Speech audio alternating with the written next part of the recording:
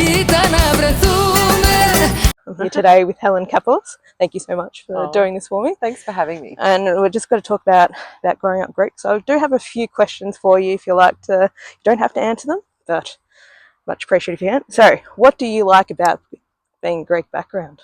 What's your best? Oh, so much. It's so funny because we had the Hockey Excellence Awards last night, and a lot of people were speaking about in the room about what it means to have Greek heritage.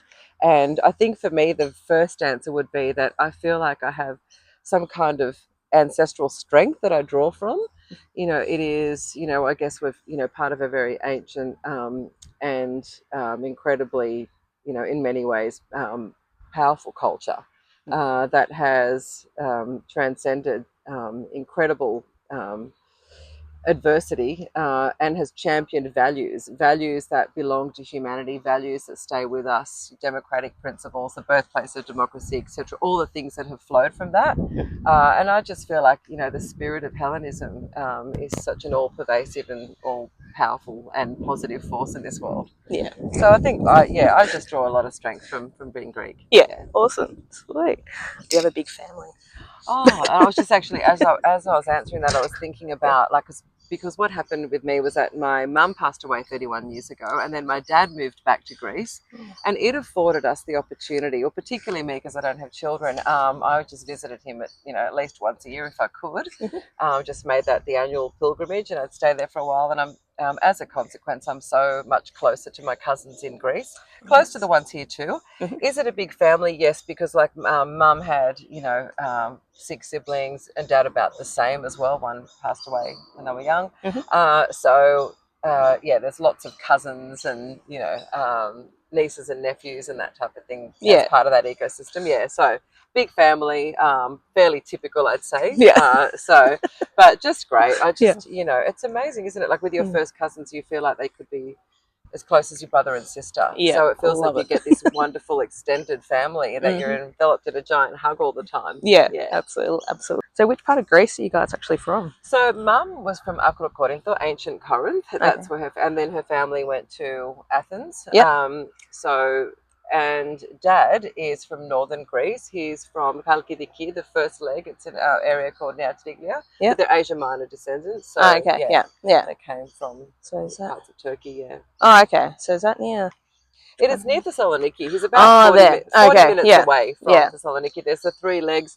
And the third leg is Athos. Athos. Cool. He's on the first leg in the little village in Atiglia.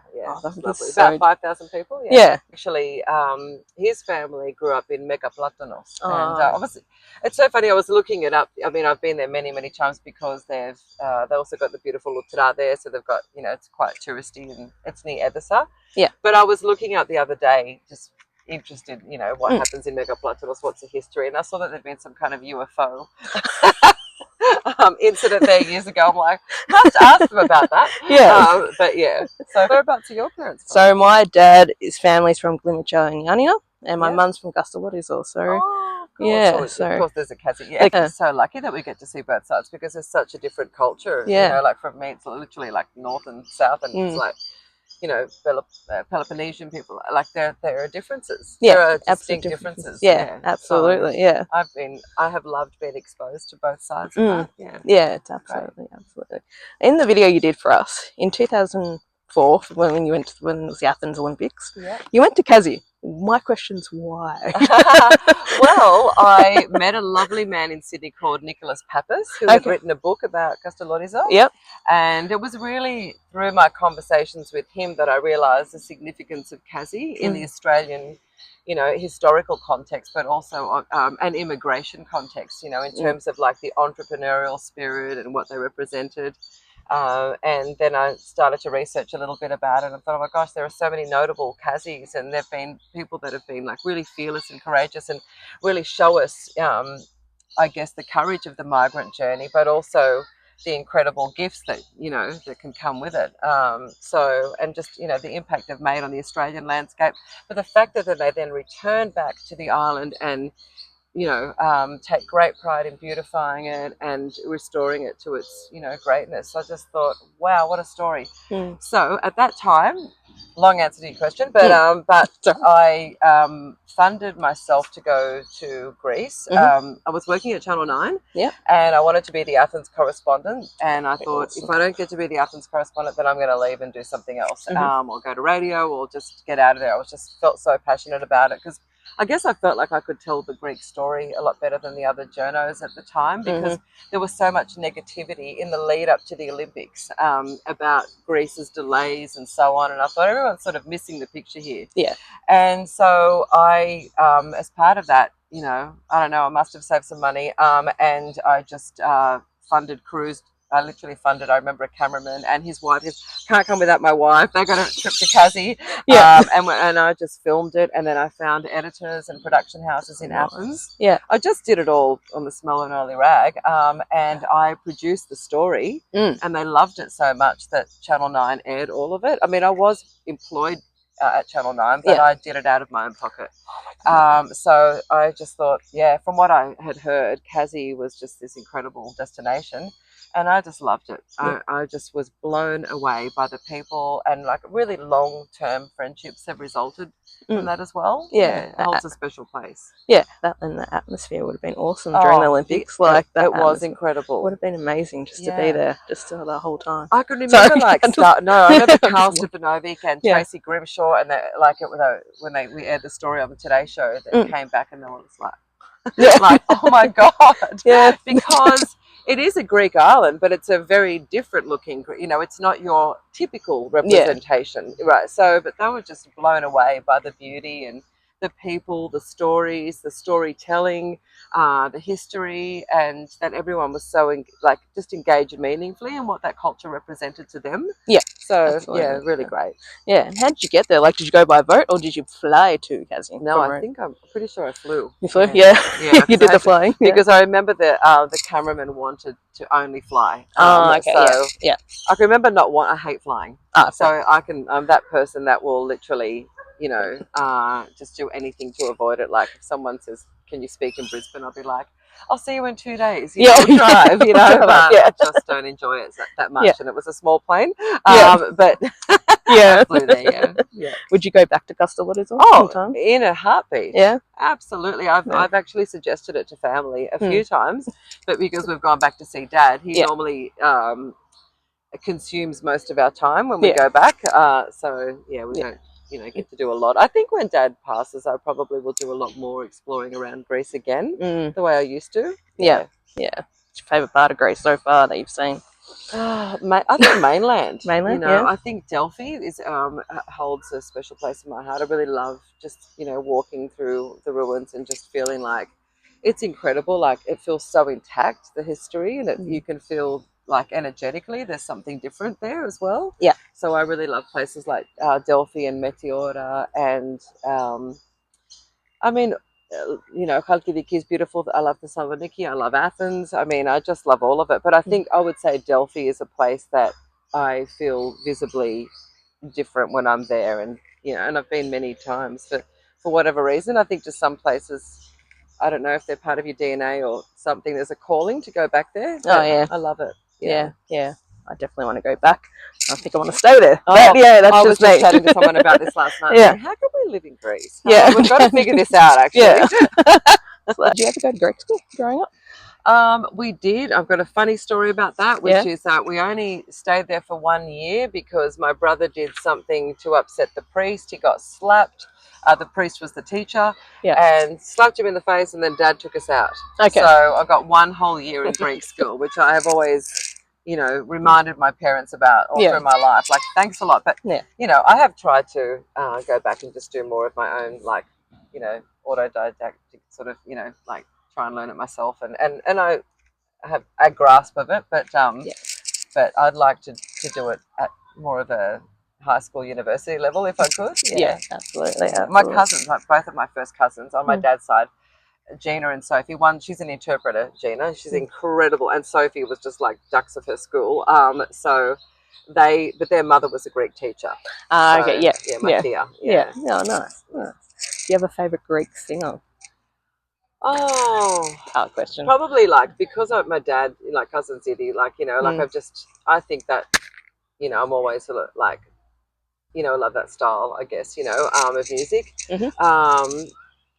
Like I don't know, like yeah, probably I would say just the old guys, so yeah, more of the classic guys like Delalis and those guys, but no one particular favorite, but more my sentimental favorite would be Cousin Cities. Yeah, Same. I met Plutarcho once, and he that was would have like, been "Oh, awesome. you need to improve your Greek." If you could invent a new Greek holiday, what would it be? A new Greek holiday? You mean like for something? Well, I would invent more of a spiritual type of pilgrimage throughout Greece, because I think that we don't do enough of that. So, like even,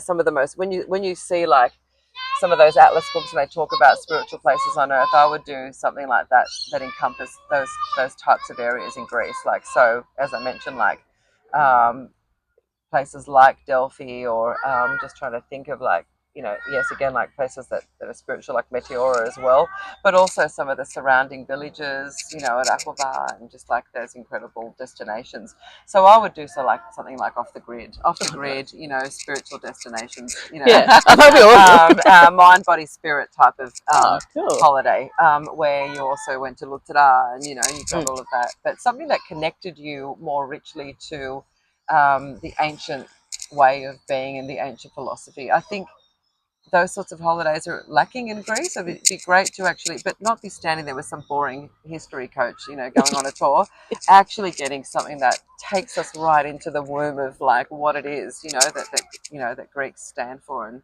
that very, very deep part of our culture that we don't often get to access or tap into. Yeah. Do you have a favourite Greek saying? Well, yes. My dad says this to me all the time, and I think he's perfectly encapsulated who I am. He says, "Opios synechimialo hipodia." And so this is a man that knows his daughter, because he knows that I rush around and often, miss the, fundamental basics of, so like it's just, I guess he's just telling me to slow down and, like there's the destination, but don't lose your head on the way because you're going to make mistakes. Yeah. So, yeah. So that's always stayed with me. Oh, nice. Yeah. Oh, that's lovely. I love it. So in 2009, so I was there when you introduced Nia Vidalis at the Como in My Life in Ruins. I actually found the photos and all that video. I was like, yeah, actually we do remember that, and you went around to all the introducing her. Which, have you seen all her movies? Which one is your favourite out of all the movies that she's done? Do you have a favourite?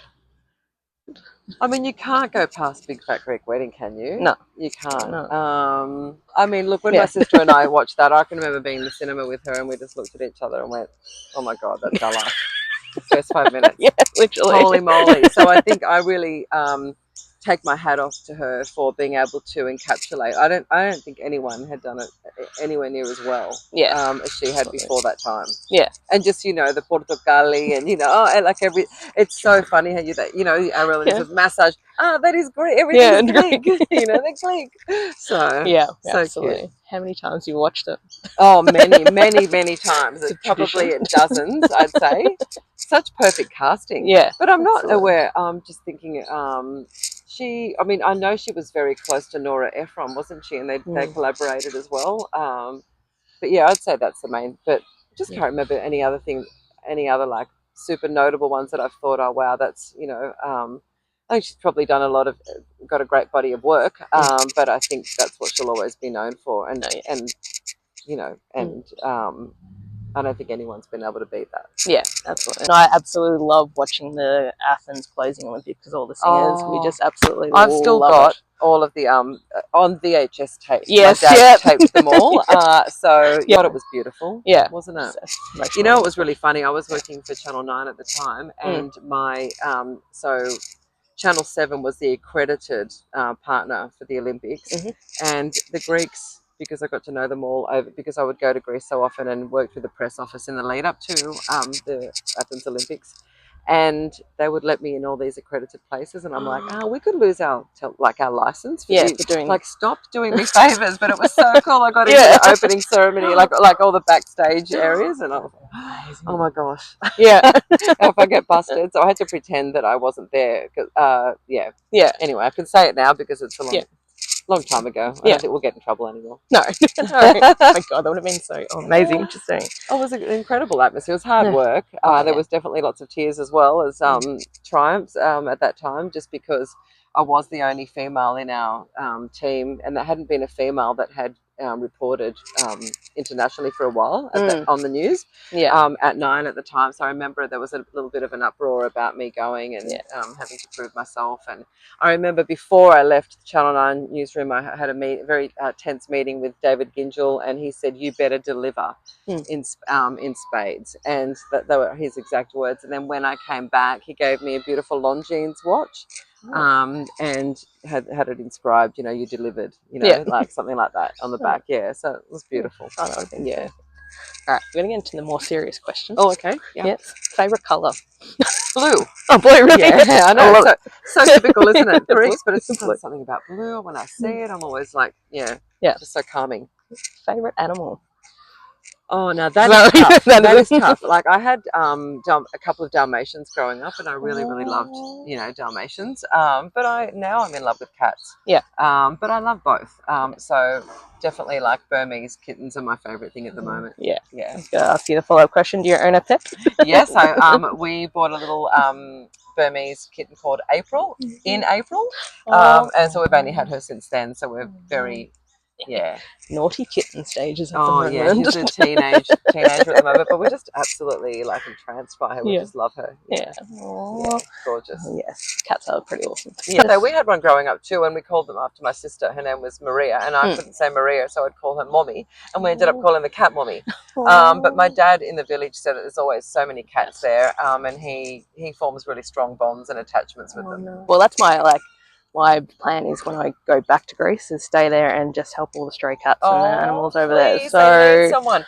When I was there last time, my dad's cat was sick and we didn't know how to help her, and it was so heartbreaking. Yeah, so that's my goal.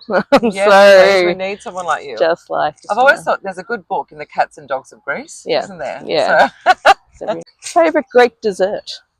I like the burrito. Oh, yes. Yeah. Which family member makes the best spanakopita? Oh, my Thea Lenny in the village in Greece. Yeah, she's an incredible cook, and she just it's the best. She makes the best everything, I must say. But definitely spanakopita. Yeah, spanakopita. And who do you reckon thinks they do make the best spanakopita out of all? Oh, well, yeah. One of the other relatives would probably think they could rival her. I think. Yeah. So probably another cousin and so on. Yeah, that's a good question though. Yeah. Because it's funny, isn't it? Yeah. Because in the Australian, because we're all a little bit allergic to gluten as well, so we can't have too much of it. And so we don't tend to do that much of it here. Or we don't tend to cook spanakopita as much here, but every now and then. Yeah. All right. Which do you prefer, lamb, pork, or chicken gyro? Chicken. Ah, yes. Yeah. All right. Which do you prefer, Home and Away or Neighbours? Even though Neighbours is going off the air, but Neighbours. Neighbours, yeah. Excellent. Any hidden talents we don't know?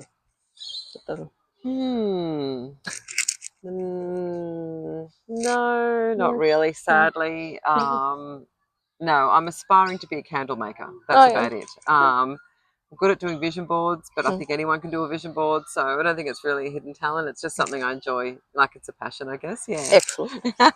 And why because I know you're from... I'm a good cleaner. That's a hidden talent. I'm a great cleaner.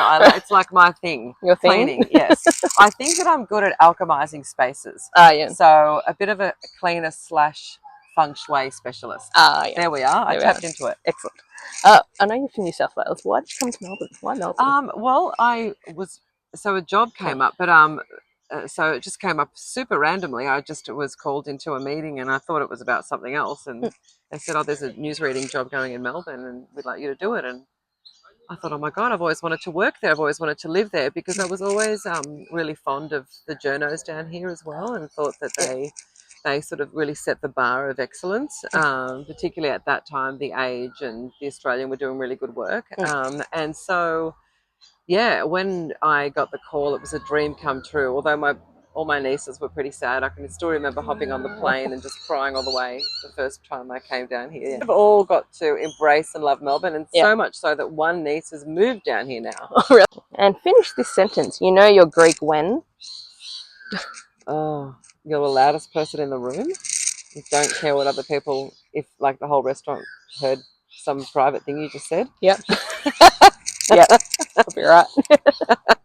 That feels Greek to me. Yeah. Like, it's like, oh, okay, it's just who I am. Like, I've had people go, you know, like, especially like when I was on air, someone said to me once, oh, well, someone heard you in a cafe, and I'm like, well, and you were saying this, and I'm like, oh God.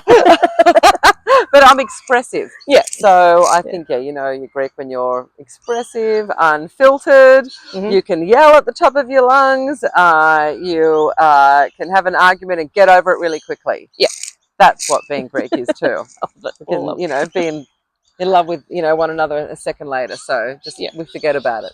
Yeah.